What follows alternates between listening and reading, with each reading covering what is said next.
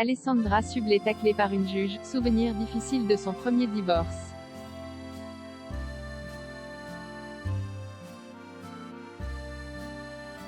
Sa notoriété lui aura porté préjudice au pire des moments.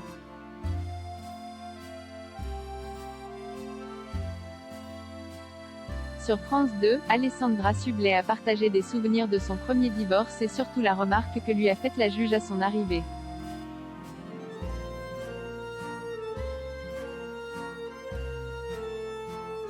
À 44 ans, Alessandra Sublet a décidé de partager avec son public un ouvrage sur sa vie.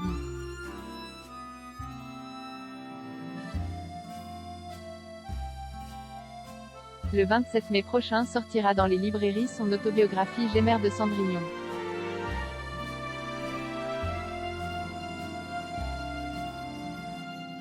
À travers ces pages, l'animatrice se raconte autant professionnellement que personnellement.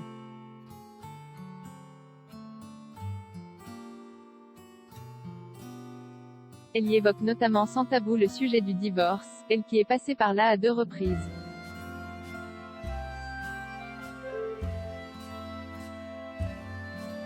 La première fois fut en 2009.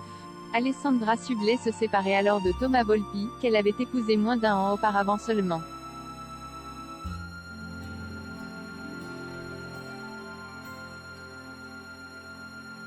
Alors qu'ils ont décidé de rester en bons termes, la jolie brune s'est heurtée au jugement peu commode de la juge qui ne voyait alors en elle pas qu'une simple cliente.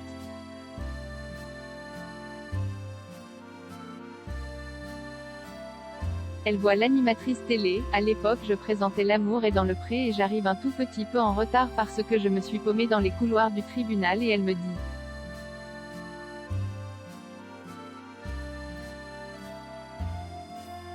Va pour une marieuse d'agriculteur, ce n'est pas forcément l'exemple à donner.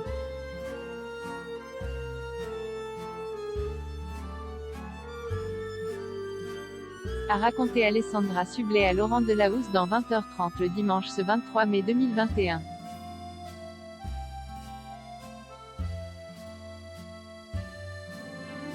Une petite phrase qui lui a instantanément fait ressentir un sentiment de culpabilité comme elle le reconnaît.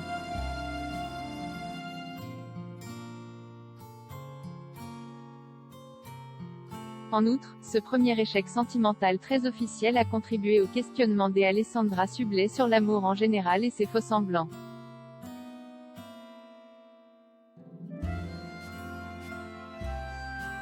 Cendrillon, c'est l'image parfaite.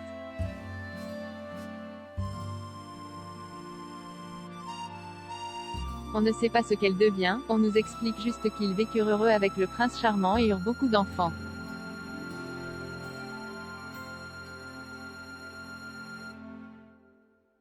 Moi, j'aurais bien aimé rencontrer Cendrillon quelques années après.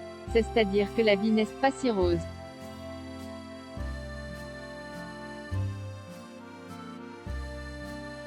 Et pourtant, je reste une indécrottable romantique, mais ce qui est bien c'est de savoir ce qu'il se passe après, a-t-elle expliqué.